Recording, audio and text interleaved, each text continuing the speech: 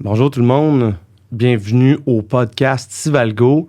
Aujourd'hui, je suis en compagnie de Éric Pelletier, président de TPL. Bonjour Éric. Salut, ça va bien? Ben oui, ça va bien, ça va bien. Aujourd'hui, on va parler de processus d'estimation puis de l'importance de l'estimation en génie civil. Mais je veux commencer par parler de notre mission chez Sivalgo avec notre podcast. En fait, le podcast Sivalgo vise à redonner à l'industrie. On veut donner des trucs, des astuces pour que l'industrie puisse s'améliorer puis évoluer. OK? Oui. Ça étant dit, Éric, tu as une histoire assez extraordinaire à nous partager. Des logiciels depuis que moi, je mangeais de la purée pour bébé. C'est gentil de parler de mon âge comme ça. Tout à fait, mais c'est plutôt au point de vue de l'expérience. Parce Ouais. que moi, l'expérience, c'est incroyable. Parle-nous un peu de toi, Éric. Ben, en fait, moi, je suis arrivé dans le domaine en 1993, donc à une époque où tout se faisait dans un environnement d'os, donc une autre époque, finalement, comme tu dis, là, tu mangeais de la purée. Là. Donc, je venais d'un autre domaine, ce qui fait qu'à mon arrivée dans le domaine, j'ai dû apprendre ce qui était l'estimation, ce qui était vraiment le domaine de la construction. J'ai fait des cours, j'ai eu la chance d'aller travailler avec des entrepreneurs, avec des estimateurs pour apprendre à lire des plans, des devis, à faire de l'estimation. Et parallèlement à ça, j'apprenais aussi, je travaillais sur l'apprentissage de nos logiciels pour être en mesure de commercialiser et faire la formation. Et depuis cette période-là, j'ai toujours été très, très actif au sein de l'industrie de la construction. Plus particulièrement, là, nous, on vise des entreprises là, qui font des travaux de génie civil de toutes sortes. On a des clients, évidemment, à travers le Québec, à travers le Canada, puis aussi aux États-Unis. Ce qui fait qu'on a eu la chance là, de côtoyer là, toutes sortes d'entreprises de différentes grosseurs qui font différents projets. Et à partir de cette expérience-là, ça nous permet d'intégrer là, des fonctionnalités, des besoins qui viennent de l'industrie. Donc, mon expertise, mon expérience, c'est le fruit là, de la communication, des rencontres que j'ai eues depuis 1993, dans le fond, avec toutes ces entreprises-là. C'est vraiment extraordinaire, Éric, de t'avoir sur notre podcast. On est très fiers de pouvoir partager, dans le fond, ton expérience et ton message avec l'industrie. Fait que là, ça fait plus que 20 ans que tu es dans le domaine de l'estimation. Je veux dire, tu as vu le Québec évoluer. Absolument. Peux-tu nous parler de, selon toi, où est-ce qu'on est rendu aujourd'hui, puis peut-être faire un contraste avec d'autres années qui étaient peut-être différentes? En fait, sur le plan technologique, l'utilisation des technologies, je te dirais que oui, ça a évolué depuis mon arrivée. Là, les technologies elles-mêmes ont évolué, les façons de travailler avec les technologies ont évolué, mais tu le sais, là, le domaine de la construction, le domaine dans lequel on œuvre, est un domaine qui évolue doucement. Et je pense que là où on est rendu actuellement, ça a pris quand même presque 30 ans à nous rendre là où on est rendu. Les prochaines années, l'intégration des technologies va se faire beaucoup plus rapidement. Il y a vraiment une volonté de l'industrie de rattraper un peu, je pense, les autres industries au niveau de l'utilisation des technologies et de vraiment faire en sorte que ce soit la technologie qui travaille, qui soit au service de l'homme et non pas l'inverse. C'est encore un peu ça. Oui, la technologie, l'utilisation de logiciels spécialisés a permis d'évoluer, mais il en demeure pas moins que c'est encore beaucoup l'homme qui doit saisir de l'information et après ça, les systèmes vont aider dans les étapes suivantes. Mais la nouvelle technologie va faire en sorte que tu vas pouvoir réutiliser cette information-là et la technologie va pouvoir te proposer des nouvelles solutions, te proposer des façons de faire. Fait que oui, ça a évolué, mais je pense que le futur des prochaines années va être encore beaucoup plus intéressante, beaucoup plus excitante là, sur le plan de l'utilisation de la technologie dans notre domaine. Tu parlais d'ouverture d'esprit. Ça, c'est quelque chose qui nous touche beaucoup parce que dans toutes les technologies qui ont rapport à la construction, il y a une espèce de dogme que les gens sont fermés d'esprit, ils ne veulent pas essayer des nouvelles pratiques, mais moi, tous les entrepreneurs que je connais, là, à base, là, c'est des gens qui étaient créatifs, qui voulaient performer, qui trouvaient des solutions quand ça ne marchait pas. Toi, ta perspective, est-ce que les gens y ont changé? Est-ce qu'ils sont plus ouverts que dans le passé? Comment tu vois ça? En fait, moi, j'ai travaillé avec deux types de personnes qui œuvrent dans le domaine. C'est-à-dire que j'ai travaillé beaucoup avec les estimateurs et les gestionnaires de projets. Et eux ont toujours fait preuve de beaucoup d'ouverture d'esprit. Ils ont toujours été très, très ouverts. Tu sais, lorsqu'on fait des présentations, lorsqu'on les rencontre, lorsqu'on discute, ils sont toujours très ouverts et veulent de la technologie, veulent se faire parler, veulent faire l'essai des technologies. Et parallèlement à ça, je dirais que peut-être les chefs d'entreprise l'étaient un peu moins. Tu sais, ça l'a changé, là. Mais je me souviens au début, là, souvent, je rencontrais des estimateurs, gestionnaires de projets, les autres étaient super excités. Puis là, quand on se dirigeait là, pour faire les propositions, etc., puis on discutait avec les dirigeants, eux avaient l'impression qu'ils achetaient de l'air. Fait que ça a probablement un peu ralenti ce processus-là d'intégration des technologies. Mais je suis 100% d'accord avec toi. Les gens qu'on côtoie au quotidien, c'est des gens qui sont imaginatifs, qui sont ouverts. Et plus ça va, plus ce sont ces gens-là maintenant qui nous sollicitent pour nous amener ailleurs, qui nous poussent. Tu sais, il y a plusieurs années, on était vraiment, en tant qu'entreprise, on présentait des nouvelles tendances, des nouvelles solutions, on proposait. Puis les gens, tu sais, oui, acceptaient ou non à différents rythmes. Maintenant, c'est vraiment, ça vient de l'industrie beaucoup plus. C'est beaucoup plus les utilisateurs qui nous amènent vers où on doit aller. Fait que c'est un échange qui est un peu différent, mais qui est très, très excitant, très motivant, je dirais. Oui, absolument. On voit qu'il y a une courbe là, qui commence à s'installer. Puis, tu sais, ce que j'ai entendu, dans le fond, Éric, c'est que à l'époque, les chefs d'entreprise, ils voyaient que c'était du vent. Hein? Du logiciel, c'est comme du vent. Puis, dans le fond, il y a ce mauvais concept-là qu'on pense que, dans le fond, d'acheter un logiciel, on ne compare pas ça à une machine.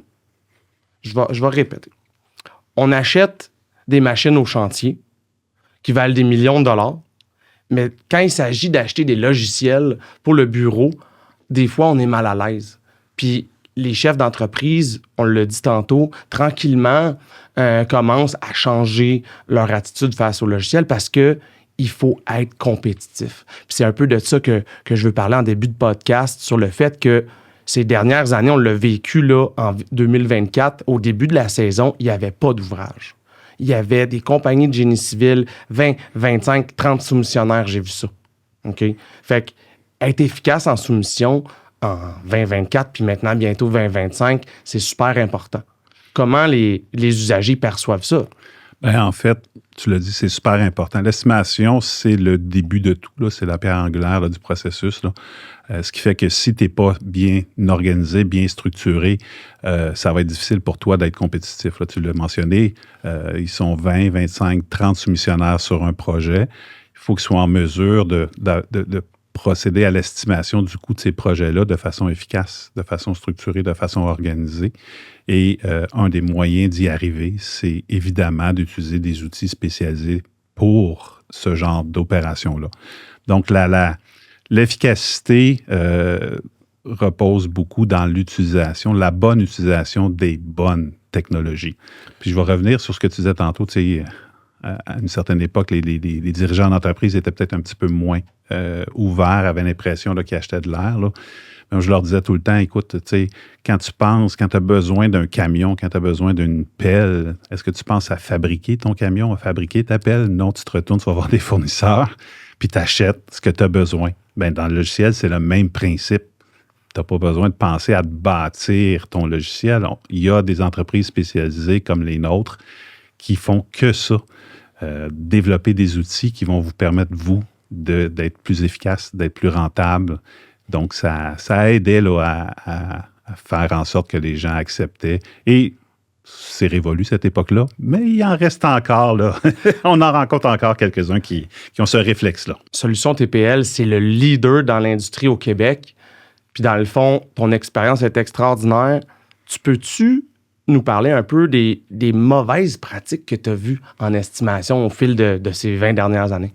Bien, en fait, j'ai de la difficulté à qualifier ça comme étant des mauvaises pratiques parce que pour l'entreprise, tu sais, je ne peux pas me permettre, moi, d'aller voir l'entreprise et dire ta façon d'estimer, c'est pas la bonne.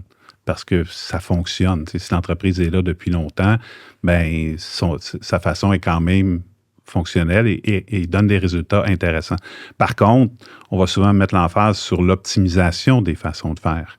Donc, l'utilisation de la technologie va permettre d'éviter de répéter sans cesse la saisie des mêmes informations, va permettre d'être beaucoup plus efficace, beaucoup plus rapide, beaucoup plus détaillé.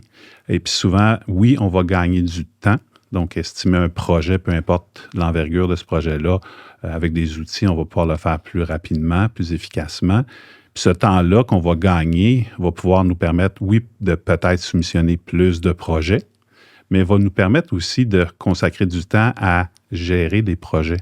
Donc, des projets qu'on a déjà obtenus, les rendre encore plus rentables et faire des analyses aussi sur les soumissions pour s'assurer que les prochains projets qu'on va soumissionner, bien, on va mettre de l'avant nos points forts et organiser nos projets en conséquence. Donc, toute cette technologie-là, ce que ça fait, c'est que ça facilite l'analyse, je pense, l'analyse de nos performances, qui va faire en sorte que les prochains projets qu'on va soumissionner, bien, on va être plus efficace en soumission. Et si on est plus efficace en soumission, bien, en principe, on va être plus profitable et ça va aussi faciliter là, la gestion du projet, le suivi du projet, avec toujours comme objectif là, de venir en gestion battre notre estimation. Là. Donc, effectivement, on fait de l'argent en construction, hein, c'est pas une cachette, en estimant nos projets adéquatement, des projets où on peut faire de l'argent en fonction de l'expérience que notre entreprise a là, pour par la suite aller au chantier puis battre notre projet avec nos opérations. Fait que, on parlait tantôt, je reviens sur ce que tu dis par rapport à améliorer les méthodes. Okay? Faire les choses de manière plus efficace, qui est l'essence même de la majorité des entrepreneurs qu'on connaît en construction, c'est trouver des manières de faire plus avec moins. On parle justement de la compétition au niveau des soumissions qui est élevée. La pénurie des projets qu'il y a eu au début de l'année, elle a fait en sorte qu'il fallait être bien organisé au niveau des soumissions. C'est important de comprendre aussi que suite à l'estimation, il y a des manières d'être bien organisé pour entamer notre projet. Tu nous parlais de ça. Fait qu'il faut être efficace en soumission. Puis justement, qu'est-ce qu'on fait avec l'estimé gagné? Est-ce qu'on l'étudie? Est-ce qu'on le vire de bord? Est-ce qu'on apprend de ça? Qu'est-ce que tu voulais dire par rapport justement au suivi des soumissions? Bien, en fait, ce qui est intéressant, là, on parlait tantôt de l'utilisation des technologies puis de la modernisation des opérations. Ce qui est de plus en plus intéressant, c'est la collaboration entre les différents logiciels. Oui, un logiciel d'estimation va permettre de structurer, d'organiser, d'être plus efficace, puis d'avoir des points de mesure beaucoup plus précis, puis être en mesure de bien, comme entreprise, mesurer mes risques et savoir si oui ou non je suis prêt à prendre ces risques-là. Une fois que j'ai obtenu le projet, bien, quand je vais faire le budget, après ça, la prochaine étape, c'est de réaliser ce projet-là. Donc, en partant d'une estimation bien faite, bien structurée, bien organisée, je vais être en mesure de créer un budget, transférer ce budget-là vers des outils spécialisés pour faire la gestion de projet, ce qui va nous permettre de vraiment suivre nos coûts au quotidien, de s'assurer que quotidiennement, on rentre dans nos budgets et idéalement qu'on vient battre nos budgets, donc qu'on est plus efficace, mieux structuré que ce qu'on avait prévu en estimation. Et la beauté de tout ça, c'est que comme on a des systèmes qui se parlent en aller-retour, bien, on est capable maintenant de plus en plus de récupérer l'information qui vient de systèmes de plateformes spécialisées en gestion, de récupérer cette information-là, de la ramener à l'intérieur de l'estimation et après ça, de s'en servir pour bâtir nos prochaines estimations. Donc, d'utiliser notre expertise de réalisation pour bâtir des soumissions encore mieux structurées, mieux organisées, de façon plus performante et aller chercher la plus grande rentabilité possible. Absolument. J'ai été un entrepreneur pendant une dizaine d'années avec une centaine d'employés. Puis je pense que tout le monde sur la planète qui est un entrepreneur en construction veut toujours apprendre de son exécution pour mieux estimer. C'est certainement l'essence du partenariat, justement, entre Solutions TPL et Sivalgo. Hein, on a des projets, justement, d'estimé intelligent.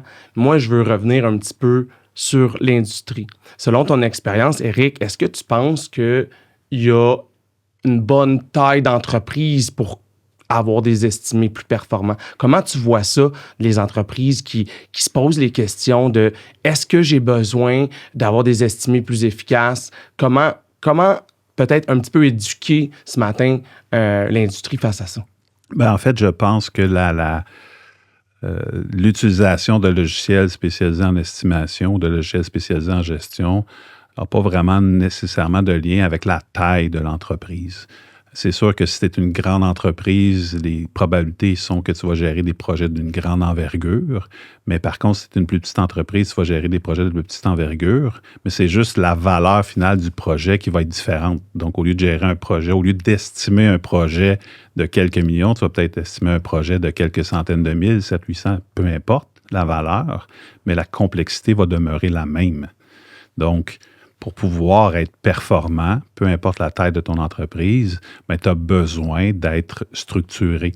Tu as besoin d'avoir l'information pour te permettre de prendre les bonnes décisions, à savoir est-ce qu'on soumissionne, si oui, à quel prix, puis ultimement obtenir le contrat en sachant que la soumission que tu as déposée, il y a déjà de prévu dans cette soumission-là l'ensemble des coûts que ça va te coûter pour réaliser le projet, mais qu'il y a aussi des profits. Parce que, tu l'as dit tantôt, là, une entreprise, ça doit faire des profits si elle veut continuer dans le temps. Donc moi, je pense que tu sois une petite entreprise, une moyenne entreprise ou une grande entreprise, tu vas toujours gagner à te structurer, à t'organiser et à avoir les meilleurs outils possibles pour toi, pour te permettre là, de vraiment être le plus efficace et le plus rentable possible dans l'ensemble de tes processus. Fait qu'autrement dit, il n'y a pas de taille, il n'y a pas de grandeur, il n'y a pas de timing pour être bien organisé. On est là en construction pour faire de l'argent puis réaliser des projets ultimement d'envergure. On parlait d'être bien organisé. Je sais pas si ça t'arrive, là. Moi, ça m'arrive souvent de rencontrer des gens dans l'industrie qui disent « Ah, moi, je suis bien organisé, j'ai un Excel qui fait tout ça. » OK?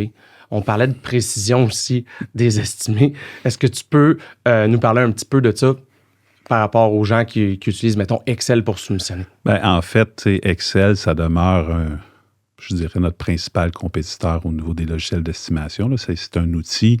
La beauté d'Excel, c'est que tu peux tout faire avec Excel. Le problème d'Excel, c'est que tu peux tout faire avec Excel. Donc, oui, j'en ai vu là, au fil des années, là, on en a remplacé des fichiers Excel, des outils qui avaient été montés par les entrepreneurs. Et je peux dire bien honnêtement là, que j'en ai vu qui étaient j'étais vraiment impressionné de jusqu'où les entreprises avaient poussé ça. Mais il y a toujours une limite dans un logiciel, c'est pas un logiciel, dans un outil comme Excel.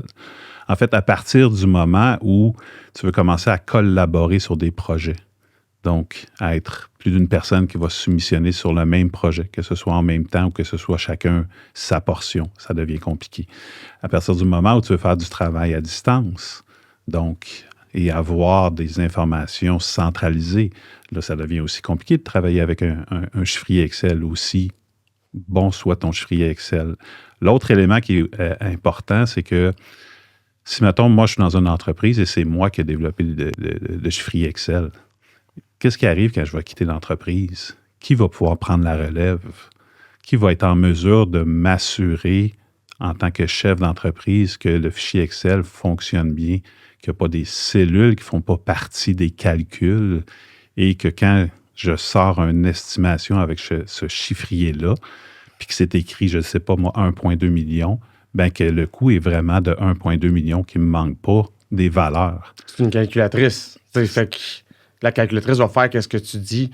Puis, tu sais, moi, j'ai justement côtoyé du monde qui m'ont dit exactement ça, Eric, que s'ils ont besoin d'une pelle mécanique ou d'une paveuse, ils vont pas aller dans leur garage pour la construire. T'sais.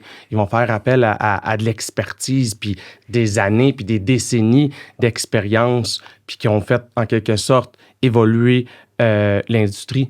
Sans parler de l'entrepreneur que je connais bien, qui a eu un système de gestion des opérations lié à son estimé. Puis un jour, là, le chiffrier Excel, il est devenu corrompu et inutilisable. C'était une mauvaise semaine dans cette entreprise-là. Donc, le Excel, on le rencontre partout. Puis, tu sais, moi aussi, je trouve qu'Excel, c'est un bon outil parce que moi, dans le domaine opérationnel, ça permet de savoir qu'est-ce que les gens y ont besoin. Tu sais, on regarde ça partout, Excel, là. C'est le premier précurseur de quelque chose de customisable soi-même, tu sais, par le commun des mortels. Ça permet d'identifier les besoins. Éric, dans ta longue expérience, y a-tu d'autres enjeux que tu as rencontrés dans l'industrie? Peux-tu nous en parler de ça? En fait, les enjeux, c'est souvent un enjeu de temps, d'organisation, de structure et de coût. Tu sais, je vais aborder ce sujet-là. Là. Tu sais, on en a parlé, un entrepreneur a jamais ou a rarement des problèmes à acheter un équipement qui va coûter 2, 3, 400 000 $. Mais quand vient le temps d'investir dans un logiciel, et je dis bien investir parce que c'est de l'investissement, investir dans du logiciel, là, il y a beaucoup de remises en question, puis c'est cher, puis ça demeure encore un frein. Le coût demeure encore un frein. Puis on est encore comparé à du Excel, ce qui est tout à fait normal. Puis les gens ont l'impression que Excel, ça coûte rien. Tu sais, moi, j'ai développé un chiffrier Excel, puis ça m'a rien coûté. C'est pas vrai que ça n'a rien coûté. Pendant que ton estimateur, ton gestionnaire de projet a développé ce fichier Excel-là, ce chiffrier-là, il faisait pas ce pourquoi tu le payes, il faisait pas ce pourquoi tu l'as embauché. Il gagnait pas des jobs, là. Il gagnait pas des jobs, il suivait pas des projets, puis peut-être qu'il a fait ça sur son propre temps, mais en faisant ça sur son propre temps, sa qualité de vie en a diminué. Donc après ça, sur le moyen long terme, cet employé-là, il va être juste probablement moins efficace. Donc, la technologie, ça permet ça aussi. Ça permet de mettre les efforts au bon endroit, puis de t'assurer que les ressources humaines qui travaillent avec toi ou pour toi vont canaliser leurs énergies aux endroits pour lesquels tu les as embauchés. C'est la définition même de l'efficience, tu sais. Absolument. Absolument. Les gens vont construire des Excel, mais vont négliger la maintenance. Tu sais, où les gens vont se construire des systèmes, puis ils pensent qu'une fois qu'il est bâti, ils n'ont pas besoin de le maintenir. Ils pensent que c'est une machine, mais ce n'est pas une machine. Il y a des updates. Microsoft envoie des updates. Des fois, ça corrompt les chiffriers Excel. Tu sais, on ne parle pas de petits calculateurs plus-moins. Là, on parle de macros, inter-documents, inter-feuilles, tout le kit avec des listes à pu finir. Fait que les gens négligent la maintenance. Puis ça revient au fait qu'il y a quelqu'un qui est chargé dans l'entreprise de faire ce job-là. Mais il n'y a pas de titre, là, genre un réparateur de fichiers Excel d'estimation. Tu sais. Puis je veux terminer sur le fait que combien ça coûte avoir un mauvais estimé ou un bon estimé? Écoute, je vais te donner un exemple assez précis que j'ai en tête. Là. Je suis pour parler avec une entreprise qui est une entreprise de grande envergure et qui travaille avec un fichier Excel au moment où on se parle.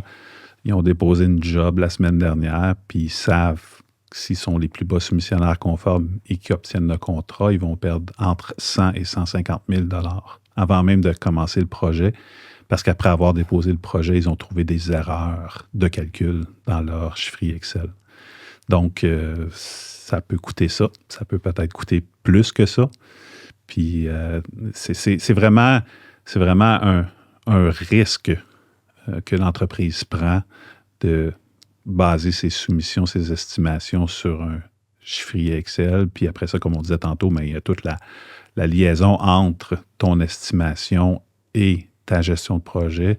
Donc, si tu as bâti quelque chose dans Excel, après ça, transférer cette information-là vers des produits, des plateformes comme la vôtre, ça peut devenir aussi encore très, très difficile.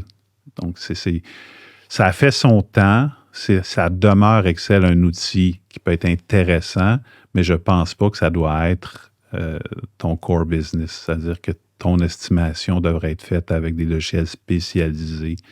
Ta gestion devrait être faite avec des logiciels spécialisés et laisser à ces entreprises-là le soin de faire évoluer le logiciel, de maintenir le logiciel et quand peu importe, l'utilisateur aura des questions en lien avec l'utilisation de ces logiciels-là, il pourra communiquer avec ces entreprises-là qui vont faire le service de support et qui vont s'assurer que tout va bien fonctionner tout le temps, peu importe le moment du jour, de la semaine ou de l'année. Ouais, c'est pas quelque chose d'aléatoire qui fonctionne puis que là, ça fonctionne plus. Ça prend une méthode constante, une machine de production. Donc, ici, Éric, je veux avoir un regard de ta part par rapport aux entreprises qui ont commencé avec un logiciel d'estimation? C'est quoi le contraste avec les entreprises qui ont continué à faire les estimés à la bonne vieille méthode? Est-ce qu'il y a une différence dans la croissance de ces entreprises-là? Tu en as vu aller là, des entreprises depuis 93. Puis c'est quoi la conséquence ou le cause à effet, si on peut dire, d'avoir une bonne méthode d'estimation? Ben, en fait, je pense que être bien structuré au niveau de l'estimation, avoir une bonne méthode d'estimation va assurer la pérennité de l'entreprise. Va assurer que peu importe qui va être à ce poste-là, peu importe qui va diriger l'entreprise, ben, la structure est en place et ça va permettre de vraiment de développer des standards. Ça va permettre de nous assurer de toujours être en mesure de croître, puis aussi de faire évoluer l'entreprise peut-être vers des plus grands projets, de tenter d'aller chercher plus de soumissions. Fait que si ton département d'estimation est bien structuré, bien organisé, mais ça va probablement te permettre de faire ce genre de démarches-là et de toujours les faire là, en ayant pour objectif que ce soit le plus rentable possible pour ton entreprise.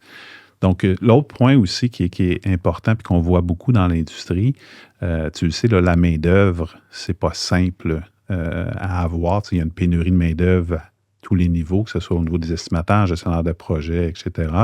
Bien, on disait tantôt, de plus en plus, les gens veulent avoir des outils pour travailler. Donc, être en mesure d'attirer les meilleurs estimateurs dans ton entreprise, les meilleurs estimateurs disponibles dans ton entreprise, mais il faut que tu sois capable de leur fournir les bons outils, les bons logiciels pour qu'ils puissent bien effectuer leurs tâches. Mais des logiciels comme le nôtre, ça permet de faire ça, entre autres choses.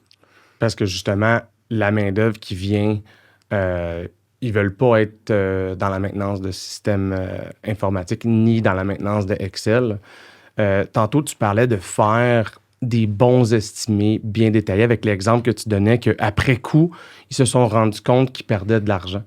Il faut comprendre nos marges. Il faut avoir un estimé bien détaillé qui se transpose aux opérations parce que le but, c'est d'aller faire notre estimé, puis même mieux, au chantier. Actuellement, qu'est-ce qu'on voit dans l'industrie par rapport aux gens qui utilisent l'estimé, puis après ça, ils sortent les budgets, puis c'est quoi, toi, ton expérience? Comment les contracteurs procèdent par la suite? Bien, en fait, je te dirais que c'est peut-être, à mon point de vue, une des faiblesses là, dans le domaine, c'est-à-dire que les gens vont estimer, les gens vont avoir une estimation bien structurée, bien bâtie, vont organiser leur budget en fonction de comment ils vont réaliser le projet. Ils vont, oui, dans certains cas aussi, faire des échéanciers avec des logiciels spécialisés pour faire des échéanciers. Puis après ça, quand vient le temps de suivre leur projet, ben là, ils vont souvent swinguer ça vers Excel. Fait que là, puis ça va être excusez l'expression, là, un ramassis d'informations. Là, fait que tu as de l'information qui va venir pas nécessairement bien structurée du chantier. Donc, ils vont saisir des données dans Excel. Ils vont avoir à la fin du mois, à la fin d'une certaine période, des données officielles provenant du logiciel financier, du logiciel comptable. Ils vont ramener ça dans le fichier, puis là, ils vont comparer entre ce que ça a coûté réellement, ce qu'ils avaient estimé, ce que ça a coûté réellement, et c'est quoi le budget, puis est-ce qu'ils sont en lien ou est-ce qu'ils ont dépensé plus que ce qui avait été prévu. Donc, cette portion-là, moi, je trouve que c'est vraiment l'endroit où le domaine peut s'améliorer grandement, c'est-à-dire d'avoir des outils, des plateformes dédiées, des plateformes comme Civalgo dédiées à la gestion des opérations, à la gestion de projets. Ça va faciliter la communication entre ce qui se passe au chantier. Ça va permettre d'avoir des coûts réels rapides. Puis encore une fois, quand tu as l'information rapidement, ben, tu es capable de prendre des actions. S'il y a une problématique, plus rapidement tu prends une action, plus rapidement tu es capable de corriger cette problématique potentielle-là, puis peut-être là, de juguler les pertes monétaires qui pourraient se produire avec si cette problématique-là se poursuit dans le temps. Là. Absolument, Éric. On l'a dit tantôt, c'est l'estimé qui doit être réalisé au chantier. Donc, il y a un maillon entre les deux. C'est connecté, ces deux affaires-là, mais je suis tout à fait d'accord avec toi. Ce qu'on voit dans l'industrie, c'est qu'on a des bons estimés, puis après ça, on utilise des Excel ou des solutions autres, d'autres petits logiciels qui sont déconnectés, mais après ça, on n'assure pas le lien. comment on peut apprendre de quelque chose si on n'a pas de lien? Donc, ça n'a vraiment pas de bon sens de comprendre cette mécanisme-là, mais quand il s'agit de mettre ça en place, on a des bons estimés, puis on swing ça, si on veut, là, en bon jargon, vers les opérations pour exécuter des projets, mais on n'a pas le retour du balancier. C'est un non-sens. Parle-moi un petit peu de ta vision par rapport à ça, puis justement, en collaborant avec Sivalgo, on en a parlé de comment on va ramener cette information-là pour avoir des estimés plus intelligents.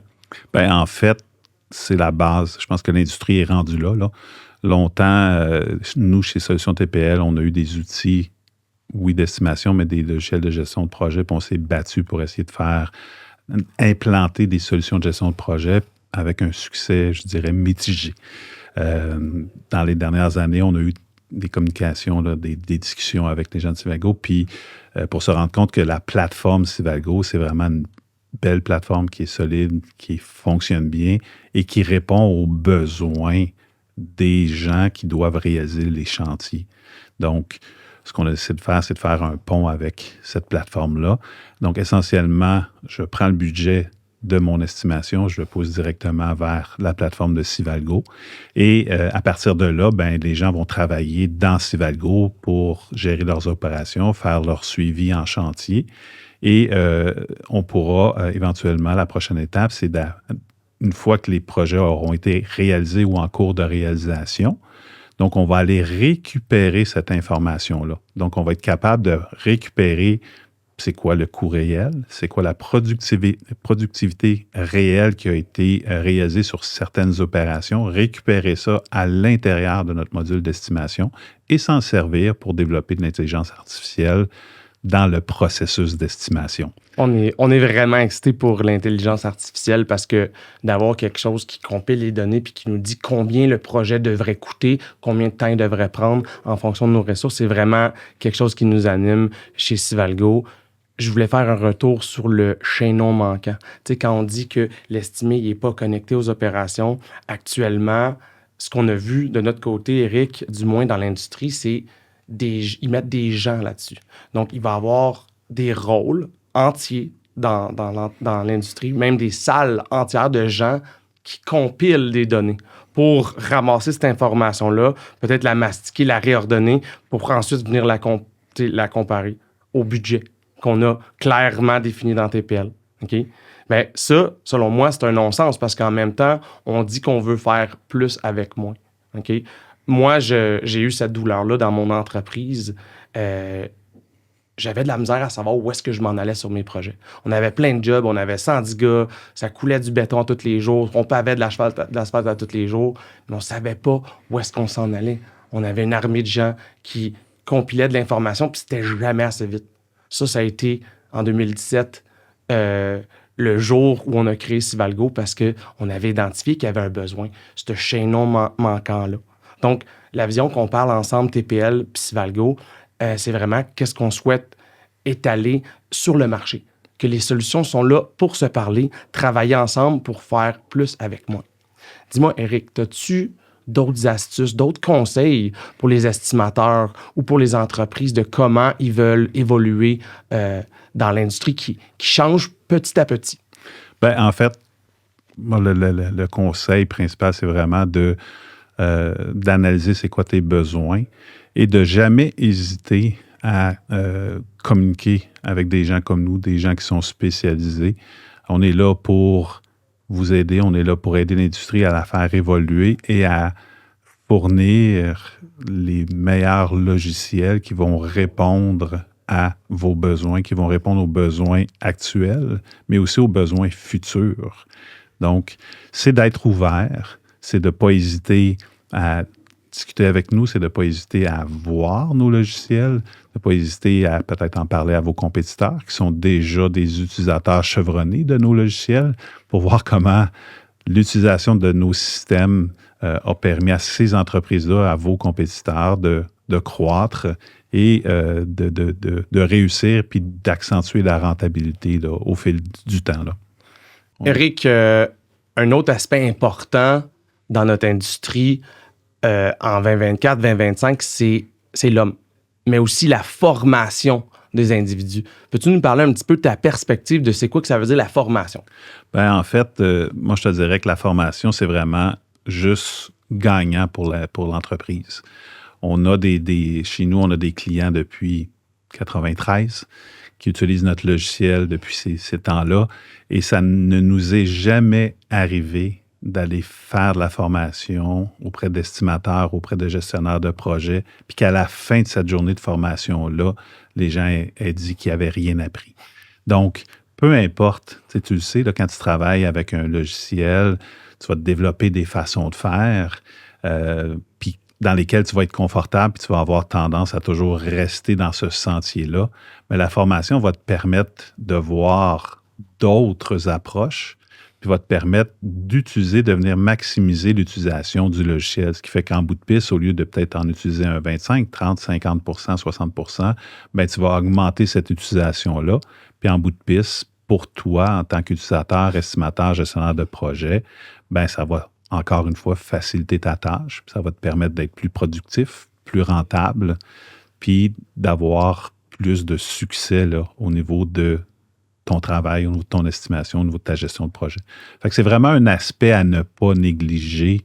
Une bonne formation annuellement, biannuellement, ou pas laisser, pas rester plusieurs années sans se former. Nos logiciels évoluent rapidement. Nos logiciels, dans l'évolution, les nouvelles fonctionnalités, elles sont intégrées à l'intérieur de nos systèmes parce que l'industrie en demande. Mais si tu n'es jamais formé, peut-être que tu ne sais même pas que ces nouveautés-là qui ont été introduites à l'intérieur du logiciel, puis peut-être que ces nouveautés-là vont te permettre de faire ce que tu souhaites faire depuis plusieurs années, puis que tu ne sembles pas être capable de le faire, mais c'est peut-être déjà présent dans l'application. Fait que la formation, c'est ce que ça permet de faire. Je pense que c'est vraiment hyper important. On n'a pas le choix d'avoir de la formation parce que on ne sait pas ce qu'on ne sait pas, puis on est tellement occupé dans nos jobs au quotidien que ça arrive souvent que j'entends des clients qui disent « Ah, j'ai pas pris le temps de regarder ça ». Mais les formations sont critiques parce que les clients, ils demandent des changements. Les changements sont là, puis ils savent pas qu'ils sont en place. OK? Parce qu'on prend pas le temps. Fait que le message, moi, je suis entièrement d'accord, puis ça fait parfaitement du sens, c'est de prendre le temps d'investir en nous-mêmes, mais aussi dans les outils qu'on s'est achetés pour être plus efficaces. Fait que ça n'a aucun sens d'avoir des entreprises qui utilisent des outils, mais qui en utilisent 20%. Fait que la formation, c'est la clé du succès parce que l'outil, on peut le mettre à notre efficacité. On va aller utiliser l'ensemble des fonctions qui vont nous revenir en quelque sorte.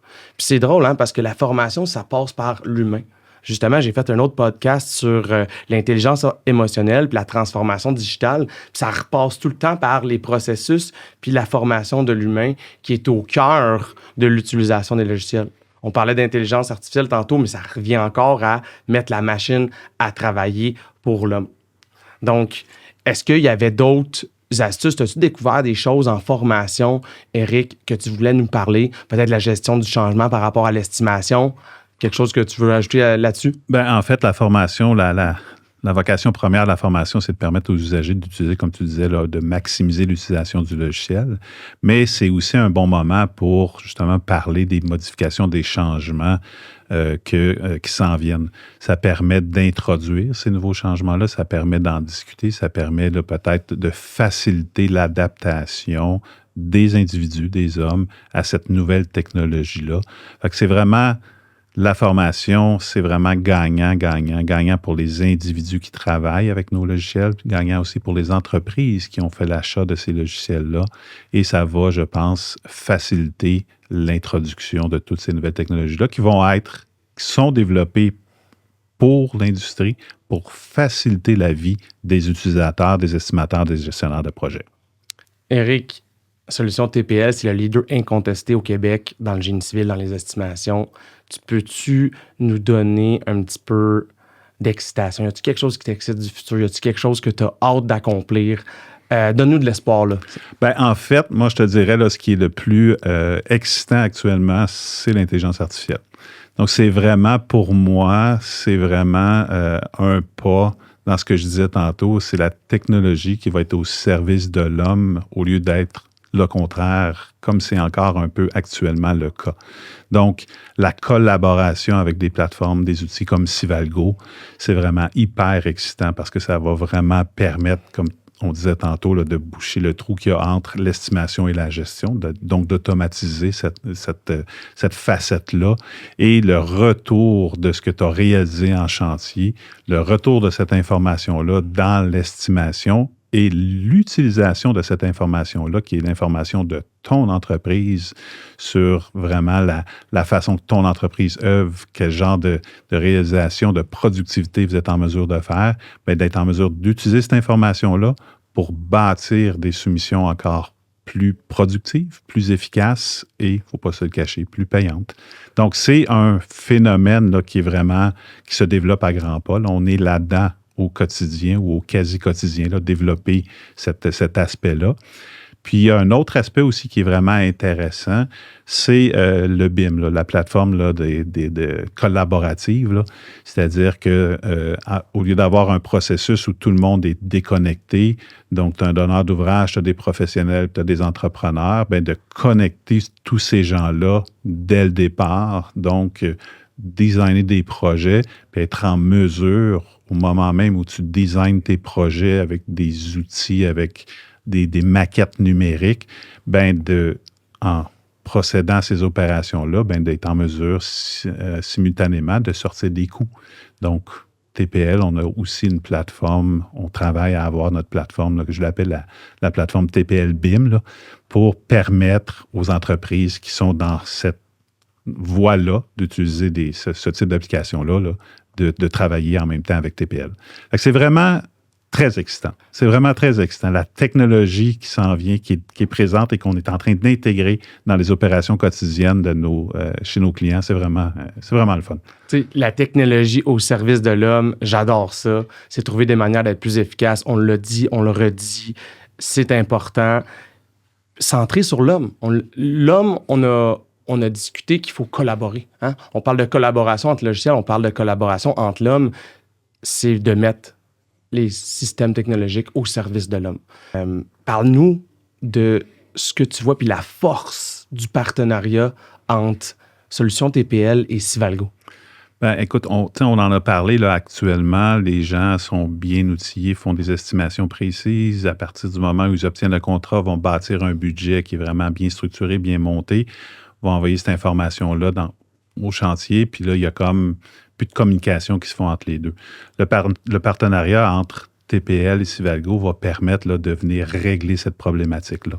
Donc, de partir de ton budget que tu as fait en estimation, bien structuré, bien monté, de pousser ça vers cette plateforme-là, vers la plateforme Sivalgo qui va te permettre de gérer l'ensemble de tes opérations, de faire un suivi de projet, de faciliter toute cette gestion de projet-là, d'obtenir l'information, de t'assurer que ton information du chantier, tu l'as au moment où tu en as besoin, qu'elle est précise, qu'elle est simple, qu'elle est bien saisie dans l'application, pas par une tonne de gens qui sont dans un bureau qui pitonnent sans cesse d'informations, là, mais de façon très, très efficace, de façon très, très simple.